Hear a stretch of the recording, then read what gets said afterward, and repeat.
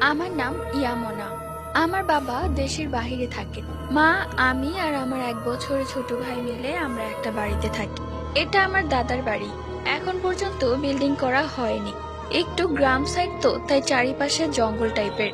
তো সেই দিন দুপুর থেকে আমার ভাইয়ের খুব জ্বর, যার কারণে মা ওকে সামলাতেই পারছিল না। ও বারবার কান্না করছিল। মা ওকে রেখে ওষুধ আনতেও যেতে পারছিল না, ও খুব কান্না করছিল। সন্ধ্যা 7টার দিকে ওর খিঁচুনি দিয়ে জ্বর আসলো, হাত পা কাঁপছিল, যেটা দেখে মায়ের সাথে আমিও ভয় পেয়ে গিয়েছিলাম। আর কোনো উপায় না পেয়ে আমি বললাম যে আমি যাচ্ছি ডাক্তারের কাছে, ডাক্তার নিয়ে আসি। এরপর আমি বেরিয়ে গেলাম। চারিপাশে জঙ্গল ছিল। আমি যখন যাচ্ছিলাম ঠিক তখনই পেছন থেকে কেউ একজন আমার নাম ধরে বারবার ডাকছিল।